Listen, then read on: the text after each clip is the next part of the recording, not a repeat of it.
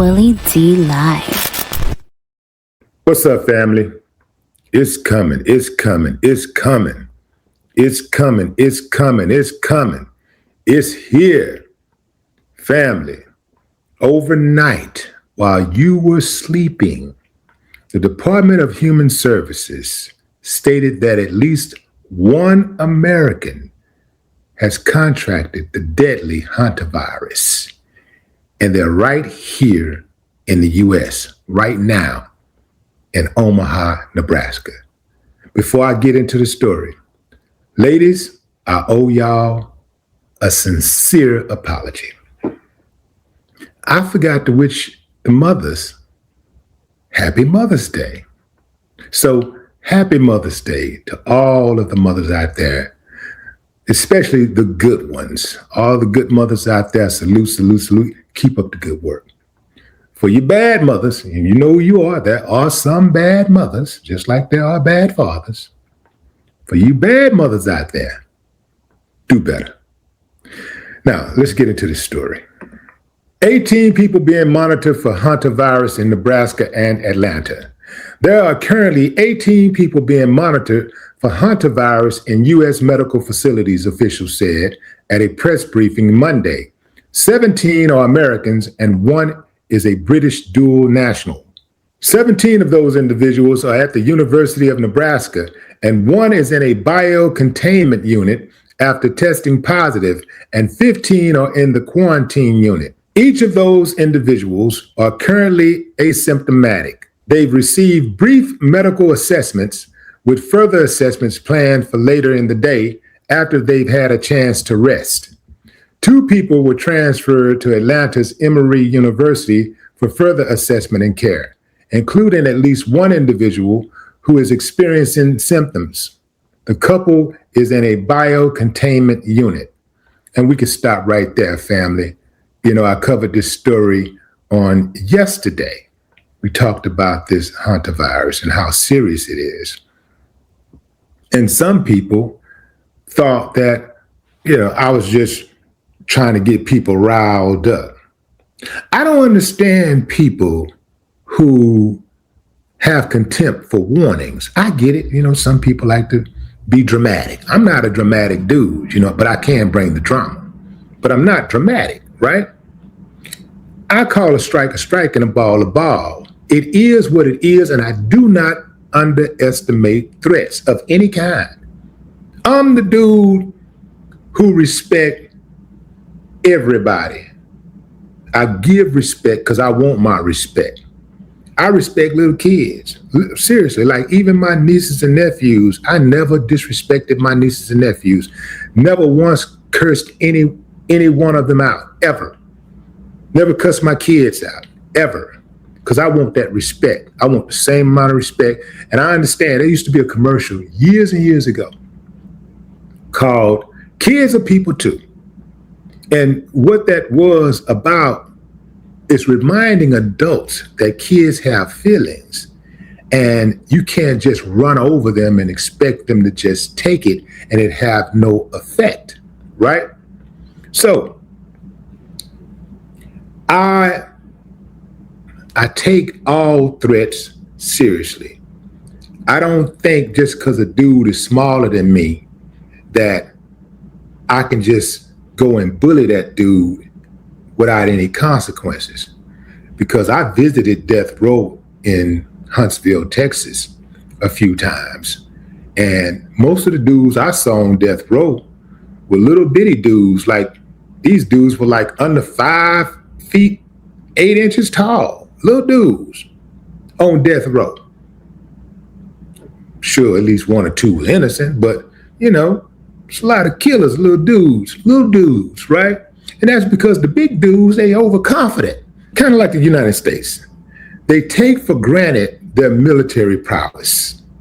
So they end up getting caught slipping and being in a war that they thought was going to take 2 days. And 2 months later, they're still fighting. And they're talking about the other guys on the other side don't have a military, they don't have a navy, but they're still fighting. They're still fighting. They still have not gotten the control that they claimed that they would have from day one. Moving on. As I said, when this story first broke, the people who were on that boat, on that ship, should have been quarantined. They should have never been allowed to come to America. They should have never been allowed to come to America. Every last one of them should have been quarantined for at least, I'm gonna be reasonable. I was gonna say about 8 years, but I think, a good 6 to 8 months, just to make sure. I know they say about 2 months we can tell, you should, but we got to be extra careful, fam, because we've already been down this road. We've seen what this looked like. And I don't trust them saying that the threat is low, because that's what they're saying. It's very low. The threat is very low. In our minds, we're thinking right now, most of us are thinking it's 300 million of us plus. Only one person in the whole country got it. We good. No, we did this with COVID. They said the same thing. Next thing you know, it's 2 million people got it. We can't keep doing the same thing over and over and over again and expecting different results.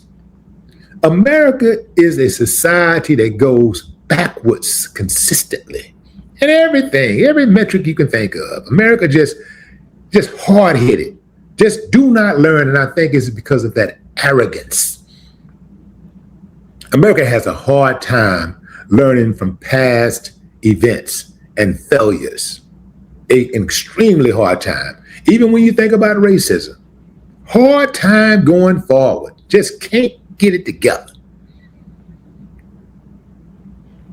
This is not about trying to scare the general public. I would rather be scared and protected than to be fearless and vulnerable. That doesn't make sense to me, the people that's talking, well, you're just trying to scare people. Yeah. Say, fam, I'm trying to warn you. This is just, to me, I think that this could be a plot from the Trump administration. This could be a move that's coming to try to get him reelected. Just like they did, the timing is uncanny. Think about the timing. When COVID hit, it was right at the end of his first term. And boom, just like that, he was trying to get reelected. Now he's thinking, okay, we got the midterms coming in, and the Republicans are shaking in their boots about the midterms because they know if they lose the midterms, they're going to jail. Trump loses the midterms, he's not going to jail, but he's going to lose all that power he has. And boy, he loved that power. He don't want to relinquish that power. So what better than to have an outbreak and let that thing get out of control and force everybody to stay home? Am I making sense? Am I cooking? Come on, fam.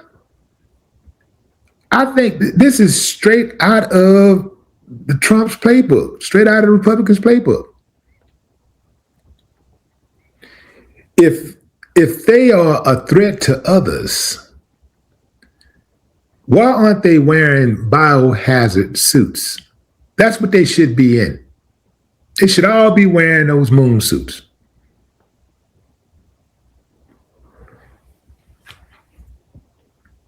I think that every last one of those people involved should be retested. Retested, tested.